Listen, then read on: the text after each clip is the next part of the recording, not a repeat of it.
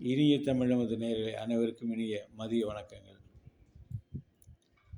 நாம் இன்றைக்கு பார்க்க போவது பூஜ்ய ஸ்ரீ அனந்தராம தீட்சிதர் அவர்கள் எழுதிய நாராயணியம் என்ற புத்தகத்திலிருந்து ஒரு செய்தி.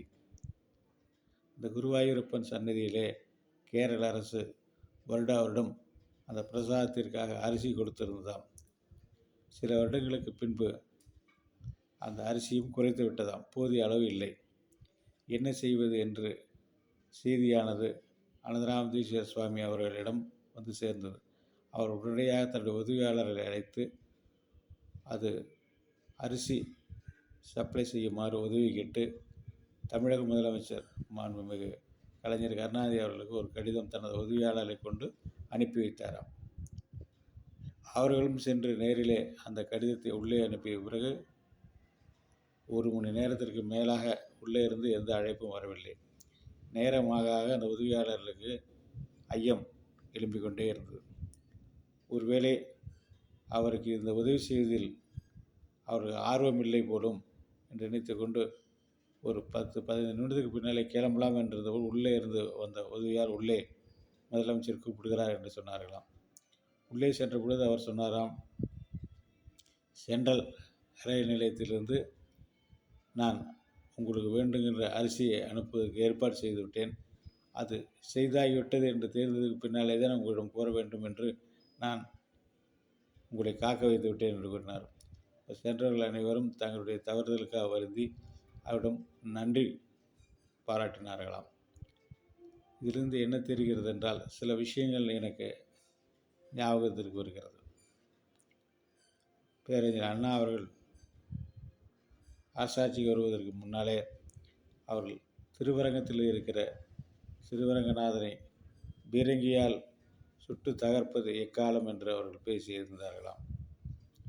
அவர் முதலமைச்சர் ஆனதற்கு பின்னாலே அவரை பார்க்க சென்றிருந்த அந்த நிருபர்கள் எல்லாம், பத்திரிகையாளர்கள் எல்லாம் அவரிடம், நீங்கள் இப்படி முன்பு கூறினீர்களே, அதே பிரகாரம் அரங்கநாதனை நீங்கள் பீரங்கி கொண்டு பிளக்கப் போகிறீர்களா என்று கேட்டாராம். அப்பொழுது அவர் சொன்னாராம், நான் சொல்லபோது ஒரு கட்சியினுடைய தலைவராக இருந்தேன், ஒரு இயக்கத்தினுடைய தலைவராக இருந்தேன்.